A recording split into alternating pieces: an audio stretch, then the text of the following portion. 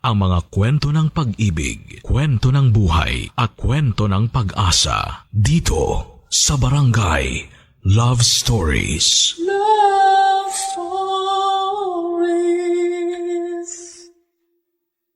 Sa mga panahong napupuno tayo ng lungkot, makakasama ang tanging makakatulong sa atin. Sa mga panahong kalat ang emosyon natin bilang tao, maghahanap tayo ng katuwang na si Sinop dito. Ikaw, kabarangay, sino nga ba ang unang kakapitan mo sa oras ng kalungkutan? Dear Papa Dudut, nasubukan niyo na bang mawalan ng mahal sa buhay? Yung alam mong gigising ka tuwing umaga na hindi na siya makikita pa. Yung alam mong kahit na anong tawag mo sa kanya sa bawat sulok ng bahay ay hindi ka na niya lalapitan pa. Masakit.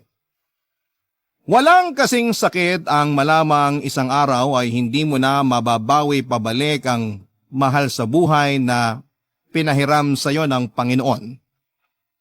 Kaya sana sa mga makakarinig ng aking kwento, magawa ninyong pahalagahan ang mga mahal ninyo sa buhay. Magandang araw po sa inyong lahat, gabayan nawa kayo ng Panginoong Diyos sa inyong ginagawa habang pinapakinggan ang ibabahagi ko sa inyo ngayon. Ako nga pala si Tatay Josefino, 70 years old, Papa Dudut. Nangyari ang aking kwento may 5 taon na ang nakakaraan. Isa yon sa mga mabigat na pangyayari sa buhay ko at hindi ko yon pwedeng makalimutan, Papa Dudut. Namatay ang kabiyak kong si Nadia dahil sa matagal na iniindang sakit. Alam kong dapat na pinaghandaan ko na yon at masasabi kong oo, nagawa ko naman. Pero iba pa rin ang pakiramdam kapag tinamaan ka ng realidad at nangyari na ang pinaghandaan mo. Hanggang ngayon, naaminin kong kapag naaalala ko si Nadia ay parang sariwa pa rin ang sugat na iniwan niya mula noong nawala siya sa buhay ko. Hindi ko maaaring makalimutan noon ang mga unang araw na wala na si Nadia sa piling ko. Tanging kasama ko noon na nagluluksa ang anak kong si Laila na nooy 25 anyos pa lamang. Siya ang naging katuwang ko sa mga panahon, Papa Dudut, na nilalamo na ako ng lungkot at kawalan ng gana at pag-asa sa buhay. Papa Dudut, sa kanya ko isinandal ang buhay ko dahil pakiramdam ko. Nang mga oras na yon ay handa na rin akong mabura sa mundo para makasama ang asawa ko. Lagi ko na lamang noong iniisip ang kalagayan at mararamdaman ng anak ko kung pati ako ay mawawala na rin sa kanya. Dahil kay Laila, nilamanan ko, Papa Dudut, ang anumang kagustuhang mawala na sa mundong ito. Dahil kay Laila, nagawa kong maging matatag sa gitna ng kalungkutan na aking nararamdaman ng mga panahong yon, Papa Dudut.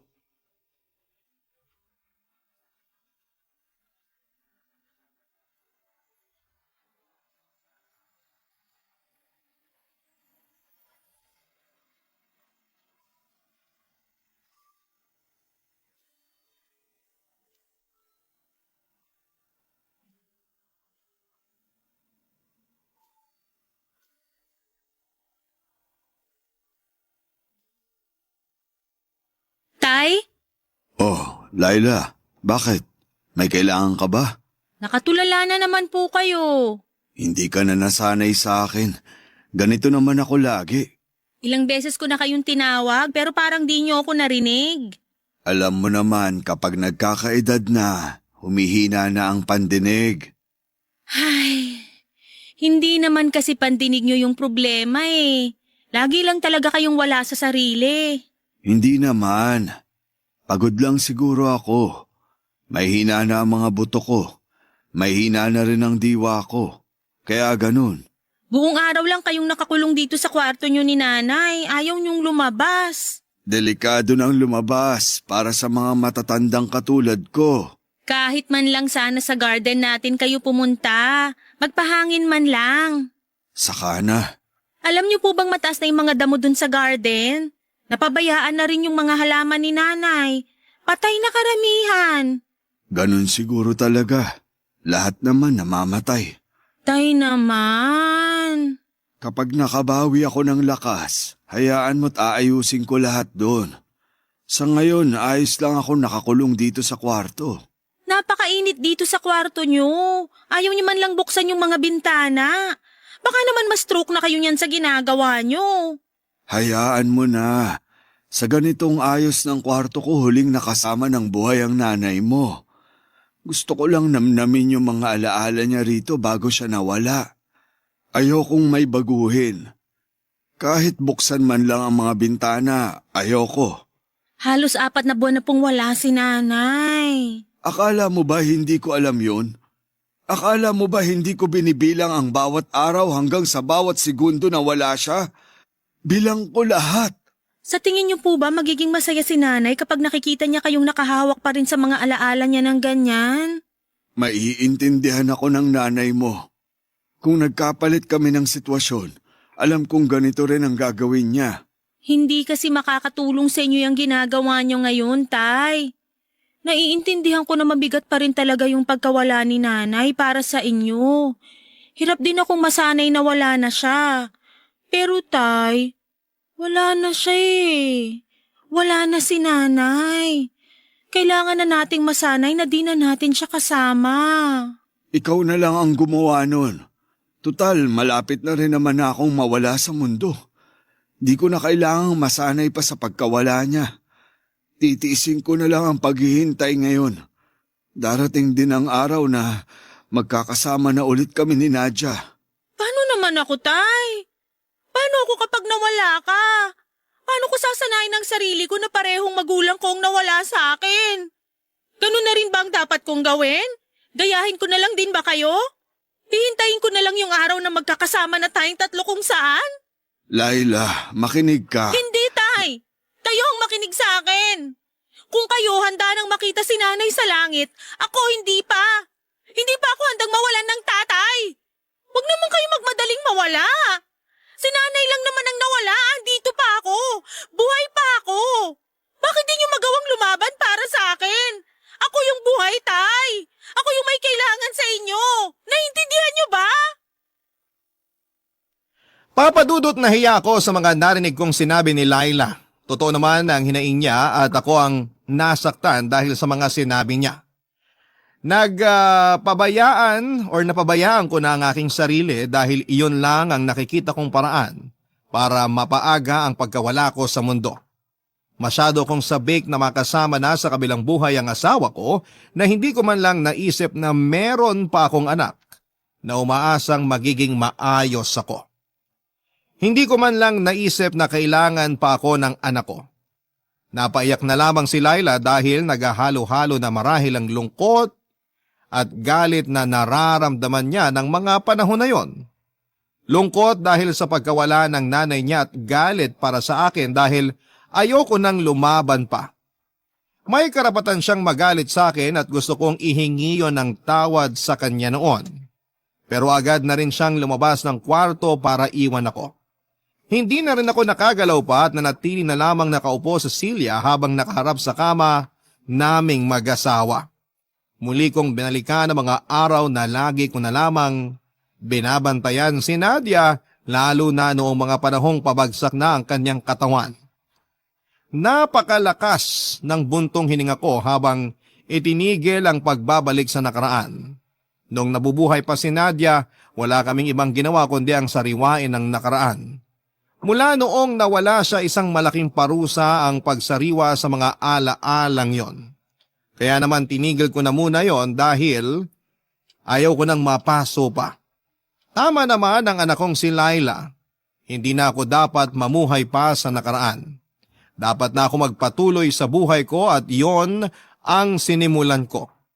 Sinubukan kong ayusin ang hardin namin pero mas lalo lang namatay ang mga halaman. Hindi ko na sinubukang buhayin pa ang mga yon at tuluyan ko nang sinukuan. Tinapon ko na at hinayaan kong mawalan ang mga halaman sa aking hardin na dati punong-puno ng makukulay na halaman at mga bulaklak. Kahit gustuhin ko mang magpatuloy pa, parang sumuko na rin ang mga nasa paligid ko. Hindi na rin nakialam pa sa akin si Laila at hinayaan na lamang akong sumunod sa kalungkutan ko.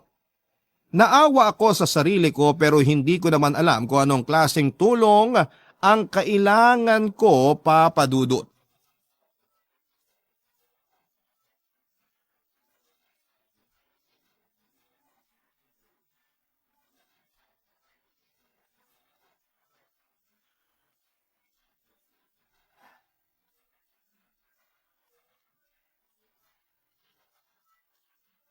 Tao po!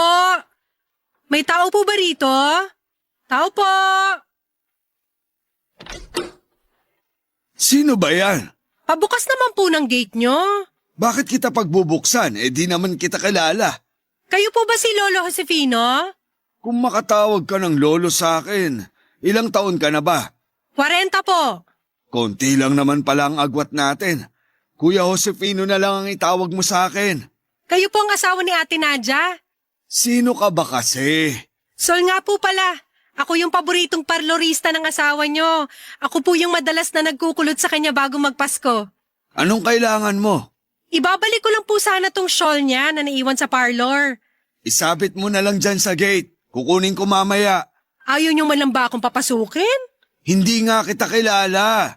Sol nga po. Hindi lang pangalan ang basehan ko para makilala ang isang tao. Kung magkukwento po ba ako sa inyo tungkol sa asawa nyo, magtitiwala na kayo sa akin? Hindi ko alam. Paborito ng asawa nyo tong shawl na hawak ko ngayon. Sabi niya, madalas daw nilalamig ang leeg niya kahit tag-araw. Tsaka ginagamit daw niya tong shawl na to para panlaban sa pangingiliti nyo sa kanya sa leeg. Isabit mo na lang yan sa gate, tapos umalis ka na. Sa pagkakakwento ni Ate Nadia, mabait daw kayo. Parang hindi naman. Pumunta ka ba rito para mang-insulto? Pumunta po ako rito para ibalik ang shawl ng asawa nyo. Iwan mo riyan sa gate at umalis ka na. Condolence po pala. Masyado nang huli ang condolence mo. Hindi pa naman huli. Ramdam ko pa rin naman na nagluluksa kayo. Makakahabol pa yung condolence ko. Hindi nga kita nakita sa lamay ng asawa ko. Umuwi po kasi ako sa probinsya namin sa Aklan. Namatay kasi yung kakambal ko. Condolence. Salamat. Sana hindi ka na nagluluksa ngayon. Hindi naman matatapos ang pagluluksa natin sa mga nawala nating mahal sa buhay. Nasasanay lang tayo na bit-bit yung sakit ng pagkawala nila. Hindi magandang masanay sa sakit. Pero sa pinapakita nyo ngayon, parang gusto nyong masanay sa sakit. Alam nyo, mas magiging masaya si Ate Nadia kung hindi kayo babaguhin ang pagluluksa nyo dahil sa pagkawala niya. Ang dami mong sinasabi magbabalik ka lang naman ng balabal. Kasi ayaw nyo akong pagbuksan ng gate para maibalik ko na to ng maayos. Napadrama patuloy ako ng di oras. Hindi kita pagbubuksan dahil di kita kilala. O sige, ganito na lang. Itatali ko sa gate nyo tong shawl. Babalik na lang ako sa susunod. Bakit kailangan mo pang bumalik? Para makilala nyo na ako. Hindi na ako nakipagtalo pa kay Sol, Papa Dudut. Hinayaan ko siyang itali ang shawl ng asawa ko sa gate. Pagkatapos ay kinawayan niya ako. Senyales na aalis na siya. Hinintay ko siyang makalayo bago ko pinuntahan ang shawl. Kinalas ko ito at sa pagkakatali sa gate. Nakaramdam akong muli ng lungkot nang mahawakan ko ang shawl ni Nadia. Yun nga ang paborito niya at masaya akong naibalik na yon sa aking mga kamay. Binili kong regalo yon sa kanya noong nagpunta ako sa isang lumang simbahan sa Capiz. Kulay asul ang shawl na yon at siya kaagad ang una kong naisip nang makita ko yon. Natuwa siya nang inuwi ko yon sa kanya at mula noon ay palagi na niya yung ginagamit. Nagpapahid muna siya madalas ng ointment sa leeg niya bago niya ginagamit ang shawl. Totoo naman ang sinasabi ni Sol na lamigin ang leeg ng asawa ko. Kaya nga naisip ko ring bilhin ang shawl na yon sa kanya dati. Totoo din ang sinasabi ni Sol na mahina ang leeg ni Nadia. Mahina ito sa kiliti, Kaya naman para makaiwas sa paglalambing at pangingiliti ko sa leeg niya, ang shawl na yon ang madalas niyang panangga sa akin. Bigla tuloy nanikip ang dibdib ko sa pag-alalang muli kay Nadia. Nagmamadali na akong pumasok ng bahay para labhan ang shawl. Habang naglalaba ay hindi ko maiwasang mapaiyak dahil parang nararamdaman ko muli ang balat ni Nadia sa shawl na hawak ko. Nang natapos akong maglaba ay piniga ko yon ng ilang beses at sinubukang plantsahin para matuyo kaagad. Gusto ko kasing itabi yon sa kama bago magdilim. Para bang sa ganong paraan noon ay maramdaman kong katabi ko si Nadia sa kama namin. Hindi nakatulong ang plancha para matuyo ng maayos ang shawl pero wala na akong pakialam. Tinuto ko na lamang ang electric fan sa shawl para makatulong na mapabilis ang pagtuyo nito. Nahiga na rin ako sa kama habang hawak ang shawl. Pero mukhang imposible nang matuyo ang shawl dahil nababasa lang muli yon ng mga luha ko na tuloy-tuloy lang ang pag-agos. Habang binabalikan ang mga ala-ala ng asawa ko habang gamit ang shawl na yon. Diyos ko, Papa Dudut. Naitanong ko, Papa Dudut, makakatakas pa ba ako sa kalungkutang yon? Ang huling maigsing dasal na aking inusad bago ako tuluyang nakatulog ng gabing yon, Papa Dudut. Barangay Love Stories. Barangay Love Stories. Sa paglipas ng mga araw ay mas lalong naging mabigat ang sitwasyon ko. Kung sino man ang nagsabi na oras ang makakapaghilom sa puso ay gusto kong sigawan. Habang nagpapatuloy ang pagtakbo ng oras ay nagpapatuloy din ang sakit. Hindi na ako makabangon pa sa nararamdaman kong lungkot sa pagkawala ni Nadia. Nagbalik ako sa pagkukulong sa kwarto at hinayaan lamang ako ni Laila. Wala na rin siyang magawa at naiintindihan ko siya kung sakaling sumuko na siya na kumbinsihin akong ipagpatuloy lang ang buhay ko. Kahit naman kasi ako ng panahong yon, ay sinukuan ko na rin ang sarili ko. Oras na lang ang hinihintay ko para muli kaming magkasama ni Nadia. Kung nasaan man siya naroon. At dasal ko na sana ay mapadali na yon. Pero mukhang wala pang plano ang nasa itaas kung kailan niya ako papayagang makasamang muli ang asawa ko. Hindi ko alam kung ilang timbaba ng luha ang kailangan kong sayangin bago makita ng Diyos na kailangan ko nang makita ang asawa ko.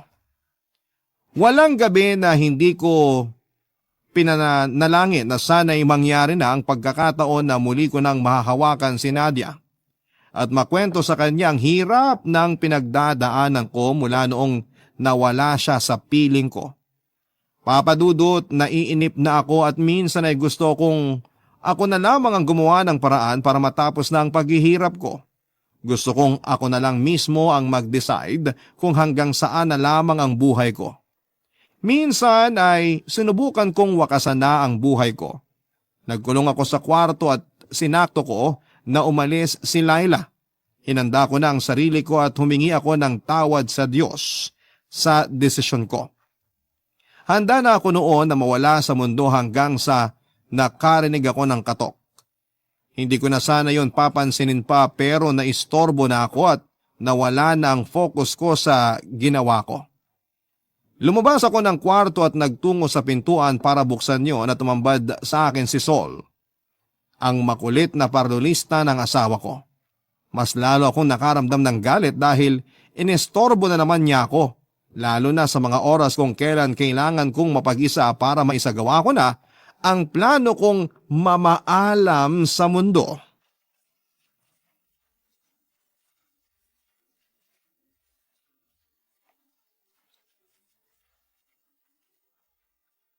Paano ka nakapasok sa gate? Pinagbuksan ako ni Laila. Kilala mo ang anak ko? Oo! Ako yung nag-rebond sa kanya ng birthday niya. Ano na naman bang kailangan mo? May babalik lang ako. Kapag may naiwan sa parlor mo ang asawa ko, pakisabit na lang sa gate. Hindi mo naman kailangang pumasok pa dito sa bahay. Iba na ang panahon ngayon, Kuya Josefino. Ang hirap ng iwan ng gamit kung saan-saan. Pag-iinteresan yun. Ano na naman bang naiwan ng asawa ko sa parlor mo? Scotch tape. At sa tingin mo, pag-iinteresan niya ng ibang tao? Malay natin. Iwan mo na lang dyan, tapos umalis ka na. May gagawin pa ako. Anong gagawin mo? Ano bang pakialam mo? Andito ka lang naman para magsoli ng scotch tape, di ba? Ang sungit mo naman. Curious lang naman ako. Curious. Chismosa ka lang talaga. Totoo naman yan, pero sa lagay mo, gusto kong mag-alala. Umalis ka na. May dala akong pandesal. Umuwi ka na para malantakan mo na yan. Lantakan nating dalawa. Hindi ako kumakain ng pandesal. Kung walang kape, di ba? Si Ate Nadia nagsabi sa akin nun. Alam mo, nakakaistorbo ka na. Masarap tong dala kong pandesal. Noong una tong natikman ni Ate Nadia, ikaw agad ang naisip niya. Mahilig ka raw kasi sa maputing pandesal. Feeling mo raw may epekto ang kulay sa lasa. Huwag mo akong daanin sa pandesal mo. Masarap to! May gagawin pa ako. Bilang binansagan mo naman na akong chismosa, ano ba kasi yung gagawin mo? Umalis ka na sabi eh. Aalis lang ako kapag pinagkape mo na ako. Kanina pa ako naglalaway sa pandesal at mainit na kape. Kung umalis ka na ngayon, nakapagkape ka na sana sa bahay mo. Sabi ni Ate Nadia, masarap ka raw magtimpla ng kape. Tiwala ako sa recommendation ng customer ko, no? Dali na! Pagtimpla mo na ako ng kape. Hindi ka marunong mahiya at makaramdam, no? Sige naman na. Ang layo ng pinagbilhan ko nitong pandesal. Hindi ka ba naaawa sa akin? Kumatok ka sa ibang mga bahay. Baka sakaling maawa sila sa'yo. Pero ikaw yung gusto kong makasabay magkape. Natanong mo ba kung gusto kong makasabay ka? Sabi ni Ate Nadia, gusto mo raw lagi may kasabay kapag kumakain, lalo na kapag nagkakape. Kailan ka ba huling nagkape? Hindi ko na maalala. Malulungkot si Ate Nadia niyan kapag nalaman niyang tinigil mo na yung isa sa mga paborito niyong ginagawa. Ang dami ko nang nasayang na oras dahil sa pakikipag-usap sa'yo. Ako nga, lumamig na yung pandesal ko. Quits lang tayo. Pumasok ka na nga. Hanapin mo sa kusina yung kape. Papanik na ako sa kwarto ko. Huwag kang magtatangkang istorbohin ako. Pangalawang beses mo pa lang ako nakikita. Hahayaan mo na agad ako mag-isa sa kusina mo? Grabe ka rin naman palang magtiwala. Wala na akong pakialam kung ano man ang nakawin mo. Huwag mo lang akong istorbohin habang nasa kwarto ako. Ano kayang gagawin mo, no? Basta, Ipagtimpla mo naman ako ng kape. habang tumatagal, kumakapal lalo yung mukha mo. Iistorbohin kita sa kwarto mo kung hindi mo ako ipagtitimpla. Umalis ka na nga lang. Huwag ka nang magkape rito. Huwag ka nang babalik. Pwede naman, pero ikaw rin. May sikreto pa namang sinabi sa akin si Ate Nadia. Ay, sige, alis na lang ako. Anong sekreto yon? Sasabihin ko lang kapag ipagtitimpla mo na ako ng kape at sasabayan mo kung kumain ng pandesal sa garden nyo. Ay, sige. At kung ibibigay mo na lang sa akin tong scotch tape na ibabalik ko. Kailangan ko kasi magdikit ng mga poster sa parlor ko eh. Pwede ba? Napailing na lamang ako dahil napapayag ako ni Sol ng ganon-ganon lang. Pinagtimpla ko siya ng kape at inaya na siya sa hardin para doon magmeryenda ng kape at pandesal. Nakita kong masaya si Sol habang hawak-hawak ang scotch tape na binalik niya, pero hiningi niya sa akin. Panayang kwento niya noon kung paanong naiwan ni Nadia ang scotch tape sa parlor niya. Hindi naman ako nakinig sa kwento niyang yon dahil mas interesado ako sa sekretong binanggit niya tungkol kay Nadia. Kaya lang, iniba niya ang usapan kapag nagtatanong na ako tungkol sa sekretong yon. Sinabi niyang uubusin lang daw muna niya ang pandesal at kape. Hiniling din niyang sabayan ko siya sa pagkain at ginawa ko naman para lamang sabihin niya kung ano ang sekretong alam niya. Sinunod ko ang lahat ng gusto ni Sol sa kagustuhang may malalaman ako tungkol sa asawa ko. Yun kasi ang nakita kong paraan para mabuhayan ako ng loob. Yun ang nakita kong paraan para maramdaman kong buhay muli ang asawa ko. Kaya lang ay naubos na ang mga pandesal at kape. Nakadighay na rin ng ilang beses si Sol pero wala siyang binanggit na sikreto. Nainis pa ako lalo noong sinabi niyang kailangan na raw niyang bumalik ng parlor dahil ando na raw ang customer niyang magpapariban. Wala akong nagawa kundi ang hayaan siyang umalis. Gusto kong magalit ng mga oras na yon pero hindi ko magawa. Parang nasa tabi ko lang noon si Nadia at parang plinano yon ang asawa ko. Siguro'y pinadala niya si Sol para hindi ko ituloy ang bala kong kitlin ang sarili kong buhay. Baka paraan yon ni Nadia para pigilan akong makita na siya sa kabilang buhay. Sa ganong pag-iisip ay nawala kahit papaano ang inis ko sa pangiistorbo at panlilinlang ni Sol sa akin. Nagbalik na ako ng kwarto at itinago na ang mga gagamitin ko sana para muling makita ang asawa ko. Pagkatapos noon ay saka naman dumating si Laila at may dalading pandesal. Nilambing ako ng anak ko para sabayan siyang kumain noon dahil naaalala raw niyang gusto ko yon na isinasabay sa kape. Napangiti ako sa paglalambing ng anak ko. Pinagtimpla ko siya ng gatas at nagtimpla akong muli ng kape ko. Inaya ko siya sa hardin para kainin na ang baon niyang pandesal, Papa Dudut.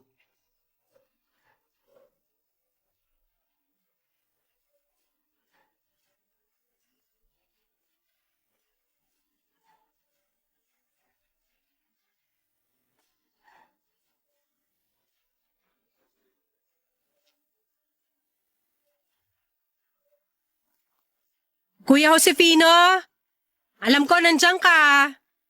Pagbuksan mo ako dali. Andito ka na naman. Nakabukas yung gate nyo kanina, pumasok na tuloy ako. Hindi mo dapat ginagawa yon. Wala nangyari na. Pasok na rin ako rito sa bahay mo. Ano na naman bang kailangan mo? Mangungulit ka na naman ba? Mag-aalok ng pandesal? Walang pandesal. Matindi pa pagkasuya ako dun sa dala ko nung nakaraan. Bigas naman ang dala ko ngayon. Huwag mong sabihing naiwan din niya ng asawa ko sa parlor mo. Ilang buwan nang wala ang asawa ko. Baka binukbok na yung bigas na dala mo. O hindi bago to. Pinangbayad sa akin nung umutang sa akin. Galing Nueva Ecija. Di ba masarap ang bigas dun? Wala akong pakialam. Umalis ka na. Magpapahinga na ako. Nasira kasi yung rice cooker ko sa bahay. Makikisahing sana ako sa'yo para matikman ko tong bigas. Bagong giling pa naman.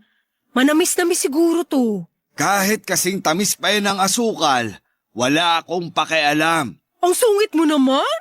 Huwag kang ganyan kasi baka magtampo sa'yo tong bigas pag narinig ka. May tenga na rin pala ang bigas ngayon. Ang sungit naman talaga Makikisaing na ako please. Makisaing ka sa iba. Bibigyan naman kita ng bigas Hayaan mo na lang muna ako makisaing dito.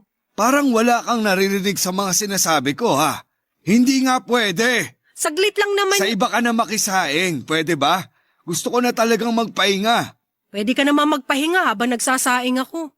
Hindi kita iistorbohin. Gigisingin na lang kita kapag nakasaing na ako. Hindi ako komportable na may ibang tao rito sa bahay habang nagpapahinga ako.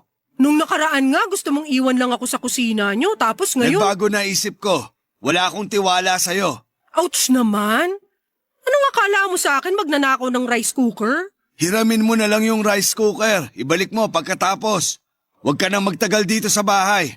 Ayokong nandito ka. Gusto ko sana magsaing dito tapos makasabay ka magtanghalian. May karinderya malapit dito sa bahay nyo. Masarap yung sinanglaw nila. Ayokong kumain. Gusto ko magpahinga. Ano bang mahirap intindihin doon? Nangangayayat ka na kasi Kuya Josefino. Sige ka, malulungkot si Ate Nadia Huwag kapag... mo ang ginagamit lagi ang asawa ko para makuha mo ang gusto mo. Uy, grabe ka naman. Di ko naman ginagamit... Ano bang hindi? Di ba ginamit mo yung sikreto ng asawa ko para ipagtimpla kita ng kape? Para hingiin yung binalik mong scotch tape? Tapos ngayon makikisaing ka? Sa susunod dito ka natitira. Dito ka na magre-reband ng mga customer mo. Sobra ka naman magsalita. Kasi sobra rin ang kapal ng mukha mo. Ikaw na nga yung tinutulungan, ganyan ka pa magsalita. Ano bang tulong ang sinasabi mo? Wala kang ibang ginawa kundi istorbohin at guluhin ang buhay ko. Kung hindi dahil sa pangungulit ko, hindi mababawasan ang lungkot mo. Pero napapalitan ng galit yung lungkot ko dahil sa'yo. Kinukulit kita para hindi mo na masyadong maisip na magluksa.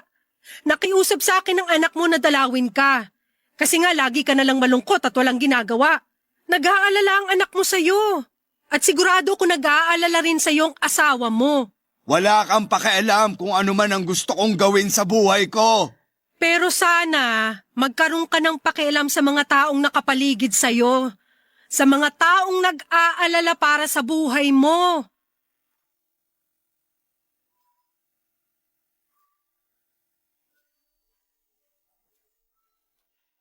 Hindi ako nakapagsalita sa huling sinabi ni Sol. Hindi na rin niya ako hinintay pang makasagot. Nagmamadali na siyang lumabas ng bahay at ramdam kong mabigat ang loob niyang ginawa yon. Nakabukas lang ang pintuan noon at hindi ko kinayang isarado kaagad dahil masyado akong napaisip sa huling sinabi ni Sol. Ganun na ba akong naging pabigat sa mga taong nasa paligid ko dahil sa pagluluksa ko? Malungkot lang naman ako dahil sa pagkawala ng asawa ko. Normal lang naman na maramdaman yon. Pero bakit parang napakalaking kasalanan kung hindi ko pa kayang pakawala ng lungkot na nararamdaman ko dahil wala na si Nadia sa buhay ko? Bakit mahirap maintindihan ng mga tao yon? Dahan-dahan akong naglakad patungo sa pintuan para isarado yon. Nakasandal lamang ako sa pintuan habang nag-iisip. Tama nga naman si Sol. Mahirap mang aminin noon pero tama talaga si Sol.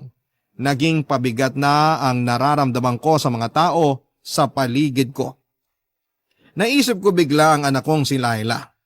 Hindi nagkukwento si Laila sa akin tungkol sa mga pagluluksa niya sa nanay niya.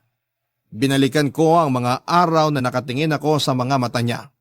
Doon pa lang nakita kong punong-puno siya ng lungkot pero dahil mas iniisip ko ang nararamdaman ko ay napabayaan ko ang nararamdaman ng anak ko. Nagluluksa din ang anak ko sa pagkawala ni Nadia. Pero hindi niya pinaramdam o sinabi man lang sa akin dahil nag-aalala siyang masyado ng mabigat ang dinadala ko.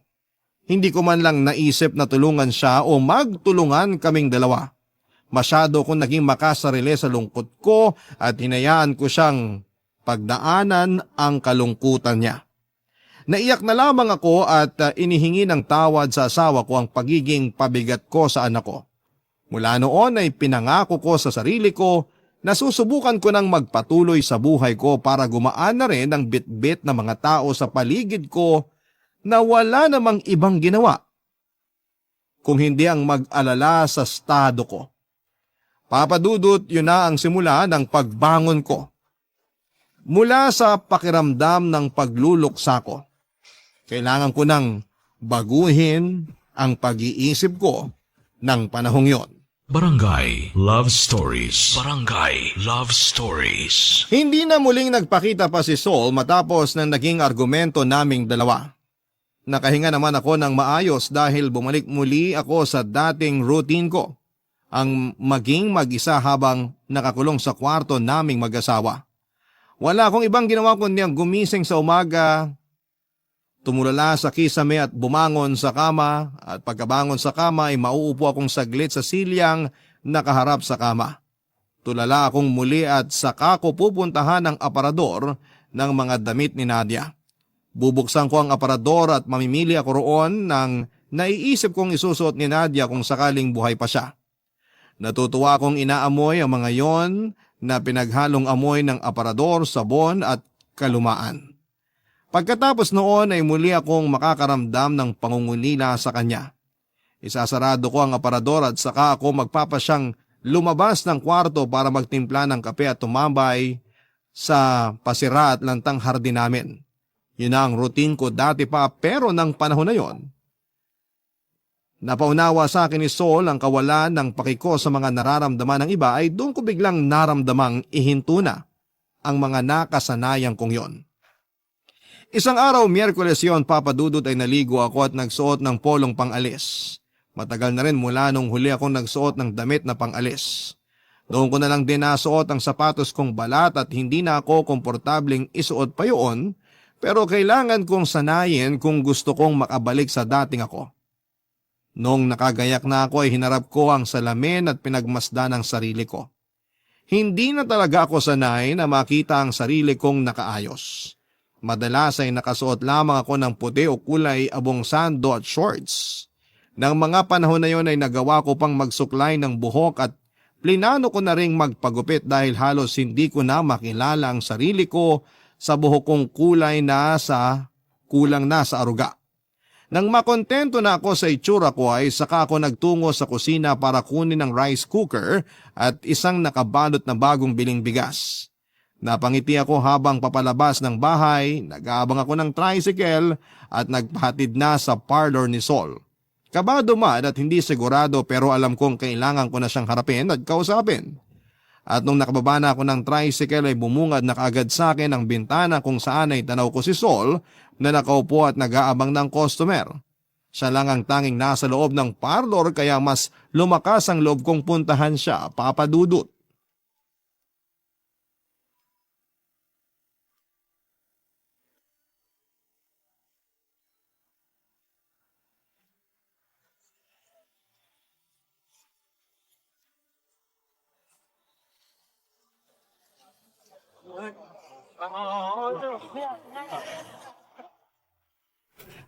Magandang araw, Sol. Walang maganda sa araw kung ikaw ang bubungad, Kuya Josefino. Josefino na lang. Hindi naman ganun kalayo ang agwat ng edad natin, di ba? Lolo nga ang tawag ko sa iyo eh. Pinigilan mo lang. Naalala mo pa pala yun. At naalala ko rin kung paano mo ako pinakitaan ng kagaspangan ng ugali. Pagpasensyahan mo na. Sadyang tumatanda na kasi. Anong kailangan mo? Kailangan mo ba ulit ng mababastos? Dala ko yung rice cooker ko. O tapos, gusto mong ulamin yan.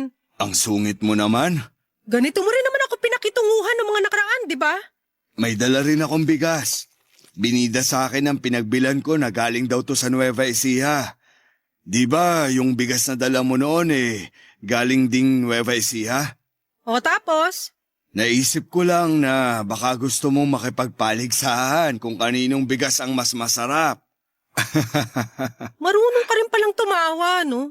Sabi ni Nadia, tawa ko raw ang pinakamagandang tunog na narinig niya sa buhay niya. Hindi ko alam na may pagkasinungaling pala si Ate Nadia. Grabe ka naman sa asawa ko. Kung ayaw mo makapagsalita pa ako ng di maganda, mabuti pa umalis ka na. Baka makasagabal ka lang sa mga customer ko. Ayaw mo man lang bang subukang gamitin tong rice cooker ko? Magandang klase to. Padala ng hipag ko galing Saudi. May bago na akong rice cooker. Pwede pa magluto ng hotdog dun. Etong bigas ko, ayaw mong subukan? Diet ako. Mas bagay sa'yo kung may laman ka ng konti. Hindi mo kailangang mag-diet.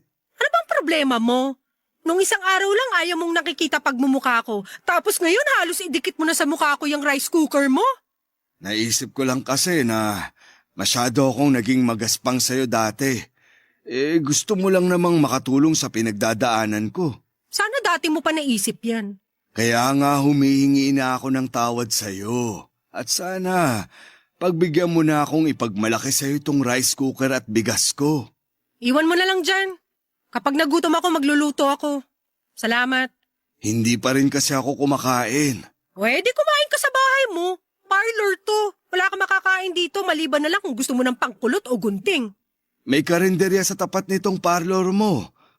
Pwede tayong bumili ng kakainin doon habang nagsasaing. Hindi na. Ikaw na lang kumain kung gusto mo. Doon ka na rin makisaing kung papayag sila. Gusto ko sanang ikaw yung makasabay ko eh. Hindi ako gutom. Pinagkanulo ka agad ng tiyan mo. Ang lakas ng pagkulo eh. Hindi ako pwedeng kumain hanggat hindi ako nagkakaroon ng customer. Kahit isa lang. Tradisyon ko yun sa parlor ko. Oh, sakto naman pala. Kailangan ko rin magpagupit. Ilang buwan na akong hindi nakakadalaw sa barbero. Hindi ako marunong gumupit ng buhok ng lalaki, pero may kaya akong gawin sa buhok mo. Ano? Pwede nating kulutin. Ano ba namang kulutin di naman bagay sa akin maging kulot. Ganyan din ang buhok ni Ate Nadia eh. Nung huli ko siyang kinulot, parehas kayo ng haba ng buhok. Ano, gusto mo ba? Kaya mo bang gayahin eksakto yung buhok ni Nadia? Parang gusto ko nga ng ganun. Mahigit 1 dekada kong hinawakan ng buhok ni Ate Nadia. Ngayon ka pa ba magdududa? Sinimulan ko ng hugasan ng bigas at isinalang na yung sinaing sa rice cooker habang si Sol naman ay hinahanda na ang gagamitin niya sa pagkulot sa akin. Kinuha na ni Sol ang pangkulot niya at binida niyang yon ang ginagamit niya madalas kay Nadia. Sinabi ni Sol na si Nadia ang bumili ng sariling pangkulot nito dahil gusto niyang siya lamang ang gagamit ng mga yon. Naluha ako habang hinahawakan ang pangkulot na yon, na para bang nahawakan kong muli ang mga kamay ng asawa ko. Sinimulan na ni Sol ang pagkulot sa akin at parang nakaramdam ako na gumaan ang loob ko habang ginagawa niya yon. Nakatingin lang ako sa refleksyon ko mula sa kanyang salamin. Nagkwento rin si Sol tungkol sa mga ala-ala niya kay Nadia at sinabayan ko rin siya papadudot. Nagkatawanan kami tungkol sa pagkakakilala namin sa asawa ko. Buong proseso ng pagkukulot ay nakatingin lamang ako sa mukha ko. Hindi ko eksaktong masabi pero parang umaliwalas ang mukha ko noon. Yun marahil ang epekto nung tinanggap ko na ang katotohanang wala na ang asawa ko sa mundo. Tinanggap ko ng buo at may kapayapaan sa aking puso. Nang matapos kami sa pagkukulot ay natawa na lamang ako sa itsura ko dahil nanibago ako. Napaluha akong muli dahil ganon eksakto ang pagkakakulot ng buhok ni Nadia tuwing sasapit ang Pasko. Namalayan ko rin na naluluha si Sol habang nakatingin sa akin, marahil ay naaalala niya si Nadia. Nagkatinginan kaming dalawa at yun na ang simula ng maayos naming pagkakakilala. Naging magkaibigan kaming dalawa at yun ang naging daan para maging masaya akong muli. Nakabuo muli ako ng routine sa tulong ni Sol. Tinulungan niya akong ayusin ang hardin sa bahay tuwing walang gaanong customer sa parlor niya. Si Sol na rin ang nakakasama ko noon sa pagmemeryenda ng pandesal at kape habang ibinibida sa isa't isa ang mga magagandang nangyari sa amin sa araw na yon. Sa gabi naman ay magkakasabay kami ni Laila na kumain ng gabihan. Maski ang anak kong si Laila ay natuwa sa pagbabago ko. Nakita niyang masaya na akong muli kahit na wala na si Nadia. Masaya na rin naman ako kahit paminsan-minsan ay nakakaramdam pa rin ng pangungulila kay Nadia. Pero mas matimbang ang kasiyahan sa puso ko at dahil yon sa pagkakaibigan namin ni Sol papadudot.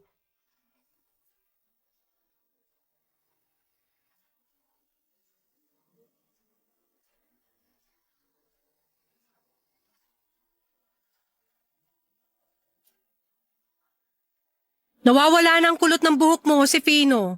Kailan ka papaschedule sa akin? Saka na muna siguro kapag may okasyon na, para di naman sayang. Dumaan ka bukas sa parlor. Gugupitan na lang muna kita. Baka mamaya ahitin mo na naman kilay ko ha. Mas bagay kasi sa'yo pag manipis ang kilay.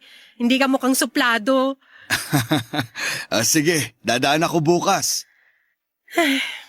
May aaminin ako sa'yo. Sabi ko na ikaw yung kumain ng huling longganisang niluto ko kagabi, no? Amoy pa lang ng dighay mo, alam ko nakarami ka. Sobra ka naman mambintang? Kahit totoo? Tungkol saan ba yung sasabihin mo? Bago mamatay si Ate Nadia, may pinakiusap siya sa akin. Tungkol ba yun sa akin? Gusto niyang tulungan kitang makarecover pag namatay na siya. Gusto niya na ako ang sunod mong mamahalin. Ha? Bakit naman niya naisip yun?